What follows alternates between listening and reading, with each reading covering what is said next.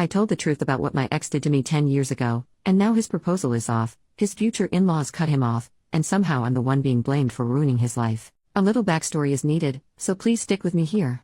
Growing up, I, 27 female, had a childhood friend named Angie, 27 female, who was as close to me as a real sister. We'd spend entire weekends at each other's place, celebrated family events etc. from 6 years old till 18 years old. I even lived at her place in 2nd grade while my parents went to a nasty divorce. I learned to speak some Russian, as she is Russian, and she learned to speak some Spanish. Needless to say, her older brother and little sister were like a family to me.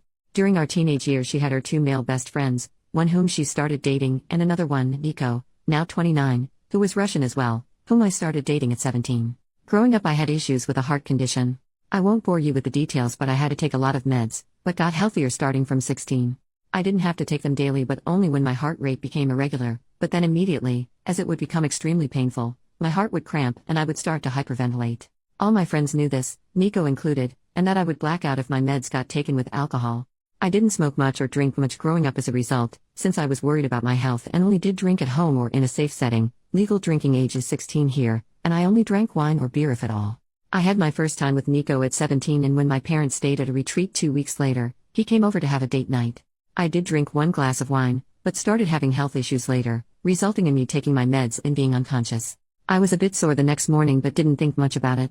2 weeks later, I'm informing Nico that I'm late on my period and he starts to panic, then he just blurts out, confessing he made love with me while I was unconscious that one night. We made love before, so he didn't think much about it.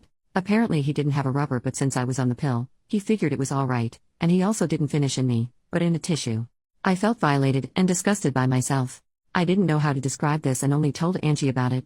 I was an utter mess for a few years, and wasn't able to make love again until 2 years later. I didn't remember any of it, but was too ashamed to go to my mom or anybody else.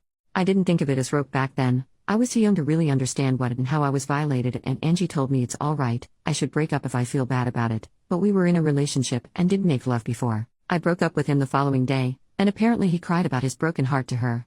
As Nico and Angie were close and hanging out together a lot, they started dating a few months afterwards, and I had to see him every time when visiting her.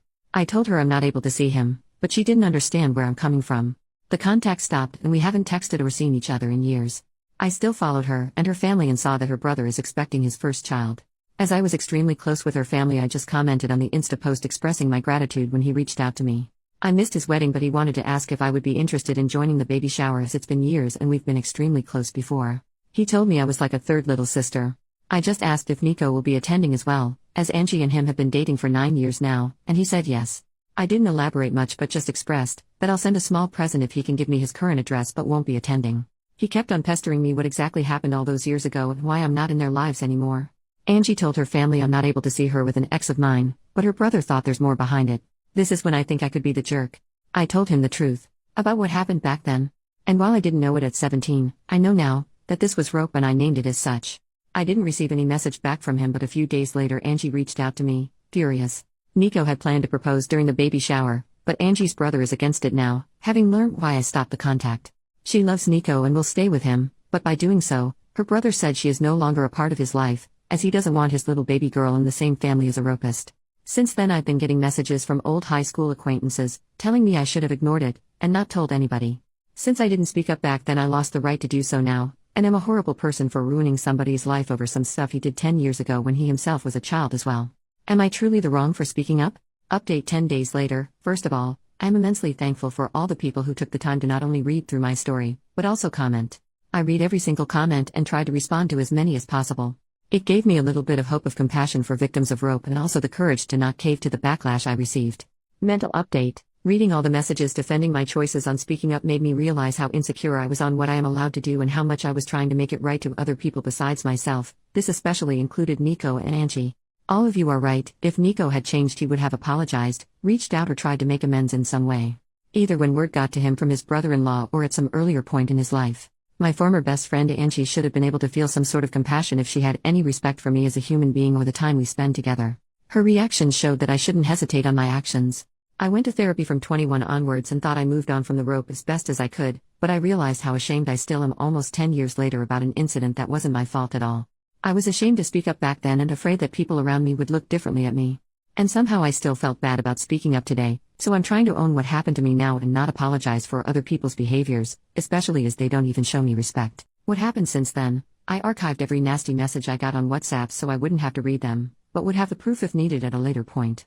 Angie's mom called me the following day of the incident, crying.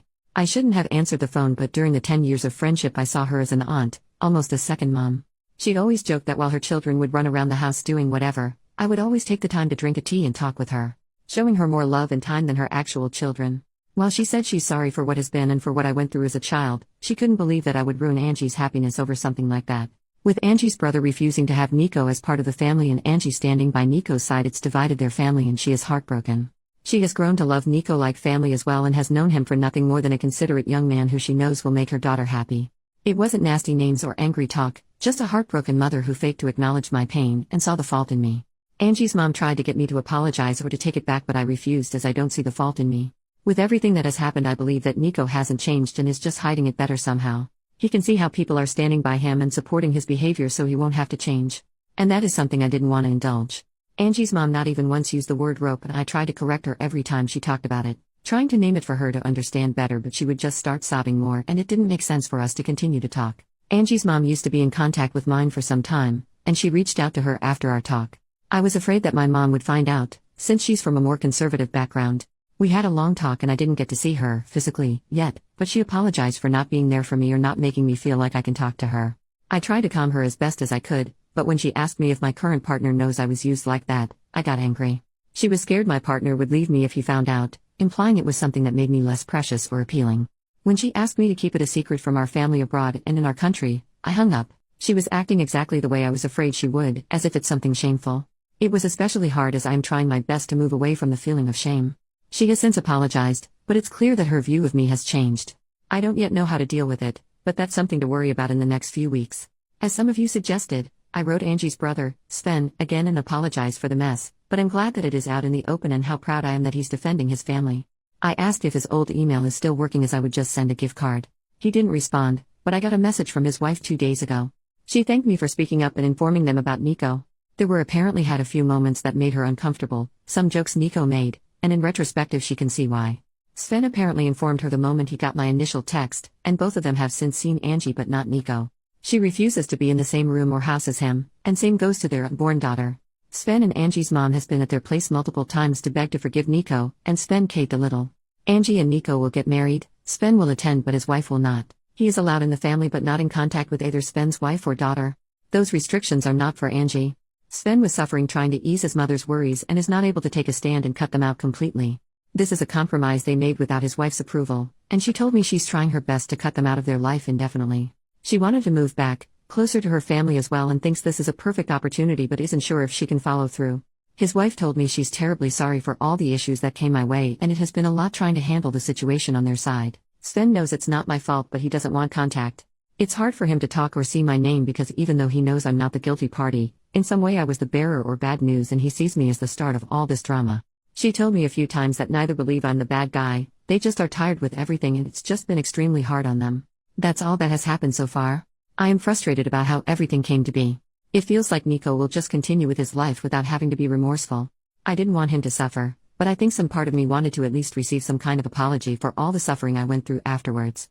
I'm having to deal with my mother and her changed shameful view on me, and even though I'm happy it's all out, it's extremely hard to stand by my choices.